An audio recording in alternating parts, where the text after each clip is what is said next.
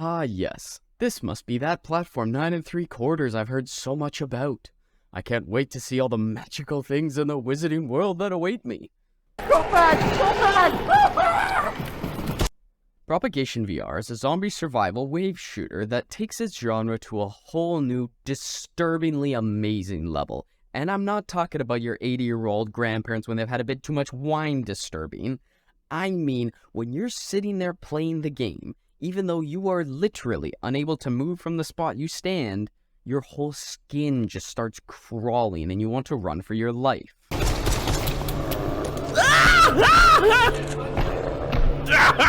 While wave shooters aren't exactly the most complex of games, this allowed the developers to focus on the other aspects of the game, like the graphics and sounds, and oh my god, did they deliver there.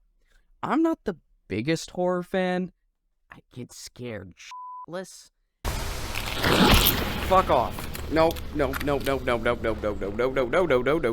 So when I started the game, I was already a little bit on edge. That immediately skyrocketed to borderline terror when the game started, almost entirely over the audio alone.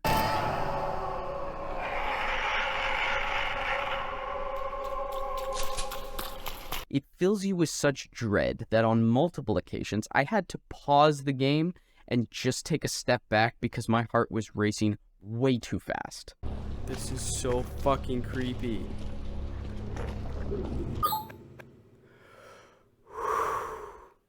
I legitimately had to just quit halfway through on 2 separate playthroughs because I just couldn't take it anymore. Remember, I'm not the greatest at horror. Most of the credit to this needs to go to whomever was in charge of the sound design for this game. The use of piano and violin, especially when the violin hits those screechy notes, puts you in just the right mood to be so scared you dread every sound that occurs, even when it's something as simple as a box flipping over. This, mixed with zombie-like sounds of groans and footsteps when you can't see them, makes you constantly spin around looking for anything at all times. This game maybe gives you 2 minutes in total to relax out of a 30-minute or so playthrough. This means your body is stiff as a board and on high alert for nearly 30 minutes straight. To say I needed a massage after this to calm myself down is an understatement and a half. Even though the replayability of this game isn't that great, what do you expect from a free game? Oh yeah, did I mention that this game is completely free? Never have I played a game that had me walking away from it so immersed and affected as this game has. There are no in-game items or cosmetics to buy in this game, with only a co-op version of the game with different difficulties to purchase. This means that the developers made this game entirely with the fanbase in mind. Yes, there isn't a whole lot of time you can put into this game before it gets repetitive, but there are ways to get around that. Like torturing family with it. This is horrifying. When introducing people to VR, I have 2 games that I love to put them into to show them just what VR is capable of. These 2 games are Beat Saber and Propagation VR. I start off with Beat Saber so they have a fun and enjoyable first time.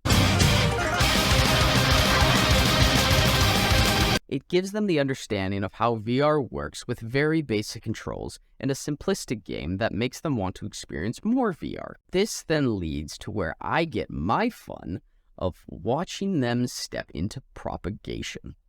Watching their mix of amazement at the game and the sheer terror of it being so realistic and gory to them is worth paying for a AAA game price itself. At one point, I got my sister to play, and she literally didn't make it 30 seconds into the f***ing tutorial, where there are literally no zombies. I couldn't even farm her reactions for content, because she didn't even make it into the game. For context, there are 4 sections to the game, each with its own style of enemies you'll have to face. My brother has a fear of a specific creature that I'll leave nameless for the sake of letting you experience it yourself, which prevented him from making it past the halfway point of the 30 minutes. However, he at least made it to something scary. If this doesn't emphasize the terror this game oozes into you from the very beginning, I don't know what will. So, after all this praise for such a simple game, what do I rate it? I try to mark my games off a 6-point scale. Replayability, immersion, fun factor, ease of pickup, plot, and price. Now, while you'd think the replayability of this game isn't very good, and just for yourself it isn't, getting family and friends to try this game for the first time will always give me a good laugh, which makes me give it an 8 out of 10. Immersion is incredible for what it is, and only really fails once you actually get attacked by the zombies.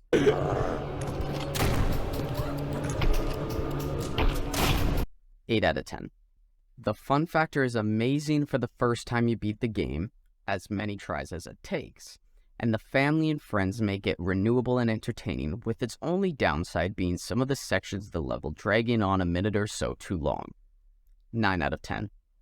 Ease of pickup is an easy 10 out of 10 for me. You literally don't have to push any buttons if you use the Valve Index like I do, and the entirety of the mechanics are based off of what it would be like to hold an actual gun in your hands. Plot is where it loses some major marks. It's a wave shooter. You're not going to get much in the way of plot here. That being said, they introduce a couple of characters that last just about no time and give some super short pieces of info about the creatures. 2 out of 10. And finally, price. Can't get better than a free game, and for a game this entertaining, I'm pulling rank and giving this a 15 out of 10 because this game is just too good as a free game not to be picked up. This review can basically be summed up by saying that what Propagation provides for its price is like a chocolate cake. It's good.